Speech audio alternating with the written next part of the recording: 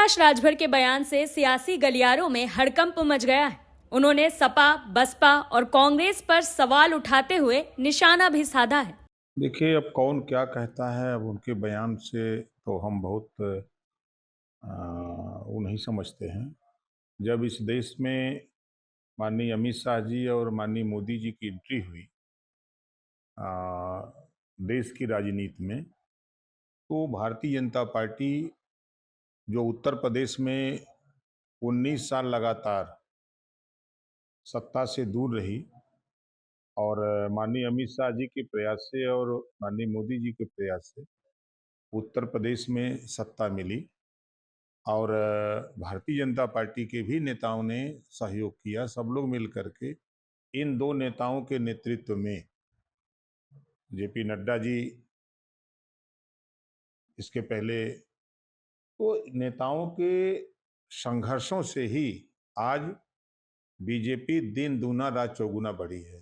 और ये कह देना कि मोदी जी और की आवश्यकता नहीं है, तो मोदी जी तो देश के प्रधानमंत्री हैं और पहली बार देश की सेना को मोदी जी ने छूट दिया कि जाओ, आतंकवाद को समाप्त करने के लिए आप अपने विवेक से काम करो। तो आज पाकिस्तान के 9 आतंकवादी ठिकानों पर आपने देखा कि सेना ने अ, हमला किया और आतंकवादी ठिकानों को नेस्तनाबूद किया। ये इतिहास है। देश की राजनीति में पहली बार ऐसा हुआ है। ओवैसी कह रहे थे कि अगर क्या कहते हैं, अगर उनको पहलगाम का बदला लेना ही था, तो अब सिंदूर ऑपरेशन बंद नहीं करना चाहिए था। लगातार ही अभी तक जब तक 3 अपराधी पकड़े नहीं जाते या मांग नहीं होती तब तक।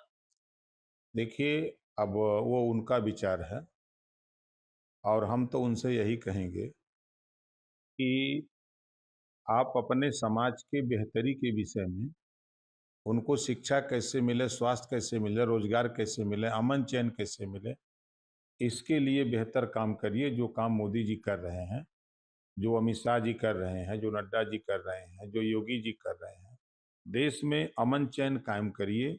और कांग्रेस, सपा, बसपा को वोट देने का जो ठेका ले लिया है मुस्लिम लीडरों ने, ये भी तो ठेका ले लें कि कई बार, 4 बार समाजवादी पार्टी को मुख्यमंत्री बनाया मुसलमानों ने, यादव को।